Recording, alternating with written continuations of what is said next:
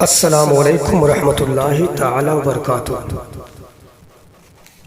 اللہ رب العزت کی ذات مقدس سے امید ہے کہ آپ حضرات خیریت سے ہوں گے انشاءاللہ عز و جل۔ آج میں آپ کے سامنے جنت کے متعلق سے چند باتیں عرض کروں گا۔ اللہ رب العزت نے جنت کو پیدا فرمایا۔ جنت ایک مکان ہے کہ اللہ رب العزت نے ایمان والوں کے لیے بنایا ہے۔ اس میں وہ نعمتیں جن کو نہ آنکھوں نے دیکھا نہ کسی کانوں نے سنا، کسی شخص کے وہم و گمان میں ایسی نعمتیں آ سکتی ہیں۔ اور جو دنیا میں مثال دیتے ہیں کہ جنت کا ایسا ہوگا، جنت کی چیزیں ایسی ہوں گی، ایسی ہوں گی، وہ سب مثال کے لیے ہے، ورنہ دنیا کی اعلیٰ سے اعلیٰ شے بھی جنت کی کسی چیز کے ساتھ اس کا کوئی مناسبت نہیں۔ ہاں، جنت کی عورتیں اگر زمین کی طرف جھانکیں تو زمین سے آسمان تک روشن ہو جائے اور خوشبو سے دنیا بھر جائے اور چاند کی روشنی ختم ہو جائے۔ اور اگر جنت کی عورتیں اپنا دوپٹہ دنیا میں ظاہر کر دیں تو اس کی چمک سے، اس کی دمک سے پوری دنیا روشن ہو جائے۔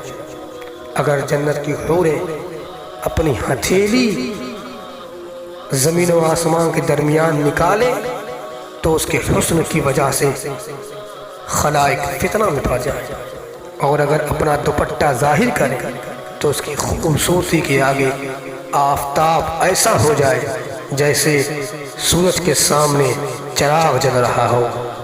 اور اگر جنتی کنگن دنیا میں دکھایا جائے تو آفتاب کی روشنی مٹ جائے، جیسے آفتاب جب نکلتا ہے تو ستاروں کی روشنی ختم ہو جاتی ہے۔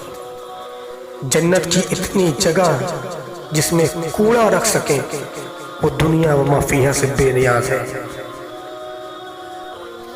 اور جنت کتنی لمبی ہے، کتنے چوڑی ہے، اس کو اللہ کے رسول ہمارے آقا صلی اللہ تعالیٰ علیہ وسلم ہی جانے۔ اجمالی بیان یہ ہے، میں آپ کے سامنے کر دوں کہ جنت میں 100 درجے ہیں۔ ہر 2 درجوں کے درمیان جو مسافت ہے، جو دوری ہے، جو آسمان اور زمین کے درمیان ہے، اتنی دوری ہے۔ رہا یہ کہ خود اس درجہ کی کیا مسافت ہے، اس کے متعلق کوئی روایت جو ہے ابھی نہیں گزری۔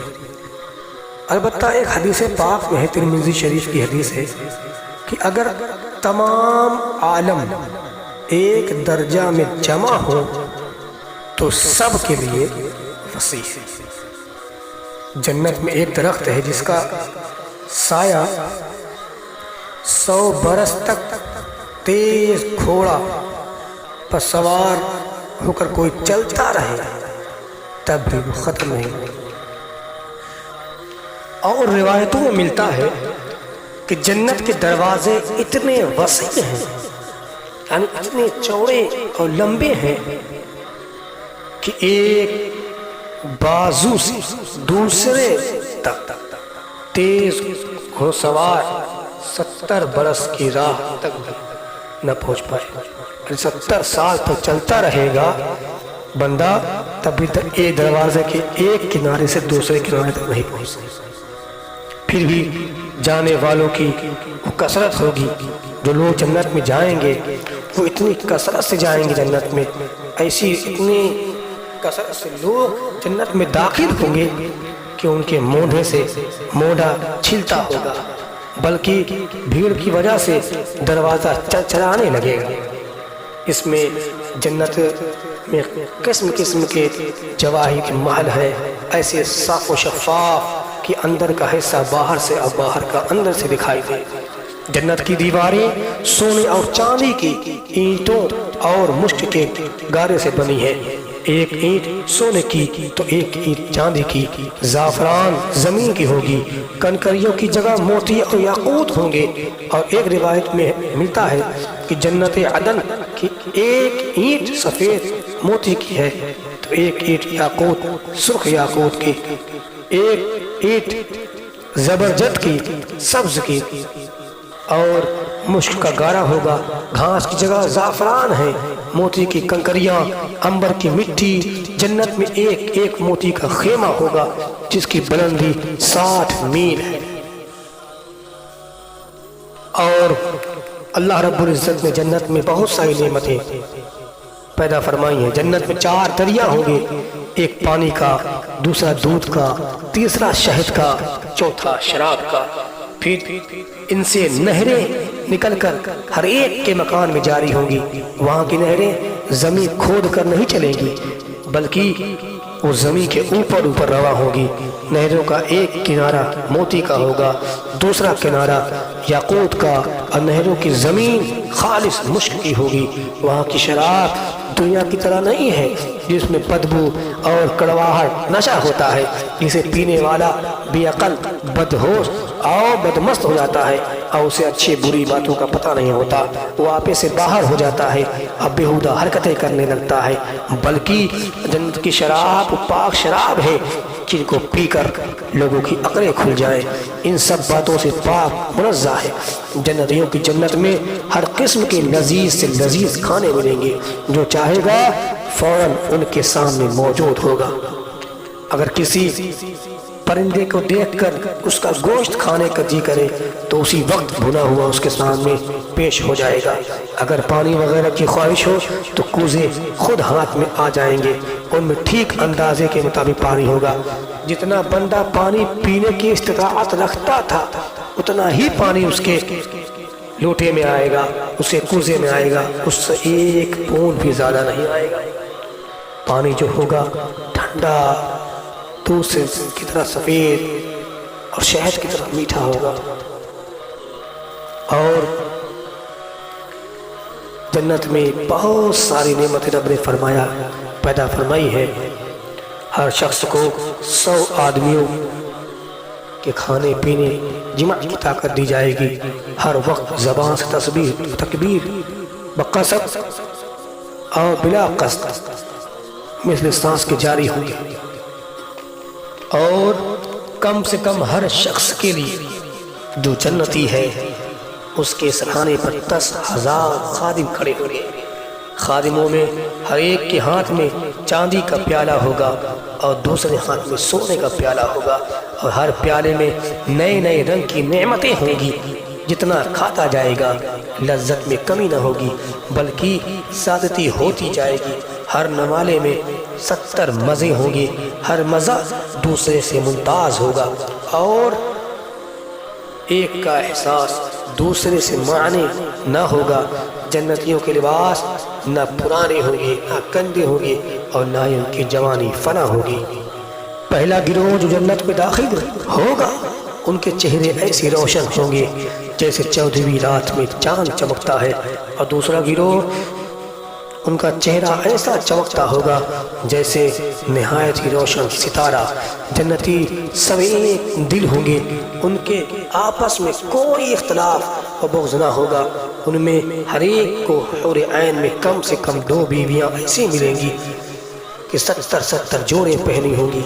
फिर भी उनका लिबास और गोश्त के बाहर से उनकी पिंडलियों का मग़ज़ दिखाई देगा जैसे सफ़ेद शीशे में शराब का सुर्ख रंग दिखाई देता है।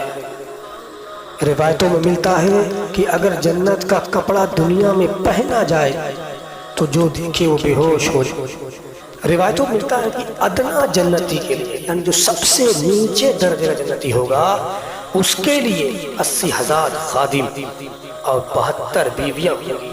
और उनको ऐसे ताज मिलेंगे कि उसमें का अदना मोती मशरिक़ व मग़रिब के दरमियान रोशन कर दे। और अगर मुसलमान औलाद की ख्वाहिश करेंगे तो उसका हमल और वज़ा और पूरी उम्र ख्वाहिश करते ही एक साथ में हो जाएगी। जन्नत में नींद نہیں آئے گی کہ نیند ایک قسم کی موت ہے اور جنت میں موت نہیں۔ جنت میں جنتی اپنے اعمال کے مقدار سے مرتبہ پائیں گے، پھر دنیا ایک ہفتہ کی مقدار کے بعد اجازت دی جائے گی کہ اپنے پروردگار عز و جل کی زیارت کرے، اور عرش الہی ظاہر ہوگا اور رب تبارک و تعالی جنت کے باغوں میں سے ایک باغ میں تجلی فرمائے گا، اور ان جنتیوں کے لیے ممبر بچھائے جائیں گے، نور کے ممبر، موتی کے ممبر، یاقوت کے ممبر، زبرجد کے ممبر، سونے کے ممبر، چاندی کے ممبر، اور ان میں کا ادنا مشک اور کافور کے ٹیلے پر بیٹھے گا، اور ان میں ادنا کوئی نہیں۔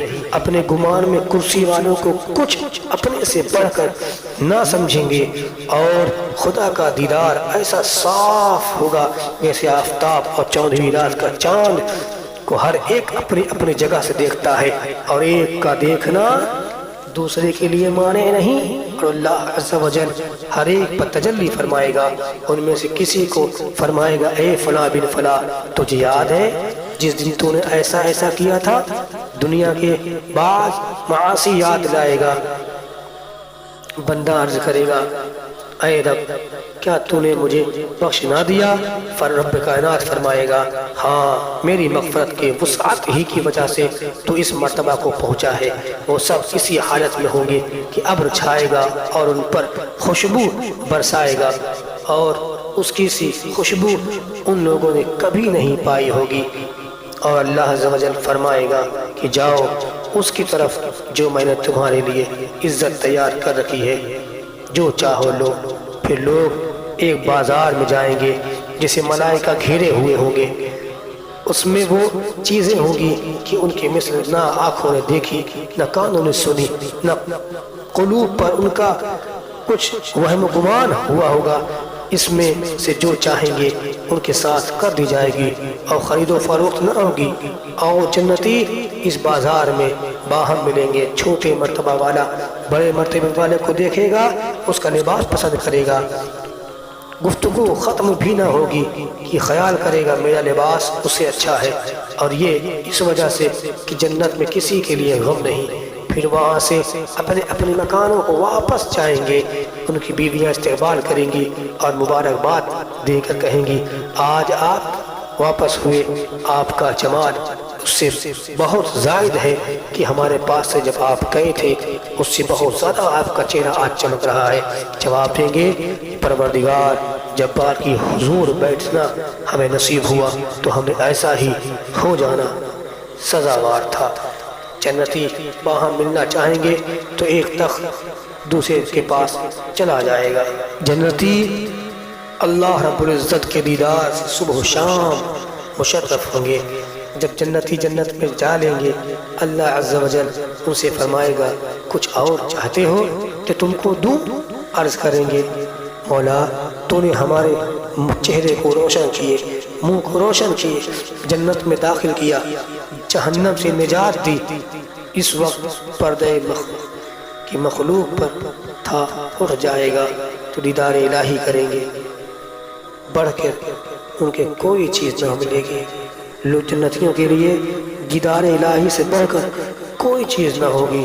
جب لوگ دیدار الہی کر لیں گے پھر اس خواہش میں رہیں گے کہ پھر سے زیارت ہو۔ اللہ رب العزت کی جنت میں جنتی لوگ ہر صبح و شام اللہ تعالیٰ کی زیارت کریں گے۔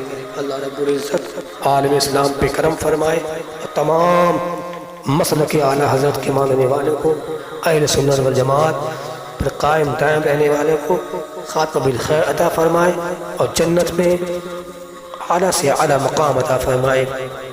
اللہم ارزقنا زیارت وجہک الکریم بجاہ حبیبک الرؤوف الرؤوف الرحیم علیہ الصلاۃ والتسلیم، آمین آمین آمین۔ مسلک اعلیٰ حضرت زندہ باد زندہ باد زندہ باد۔ السلام علیکم ورحمۃ اللہ تعالی وبرکاتہ۔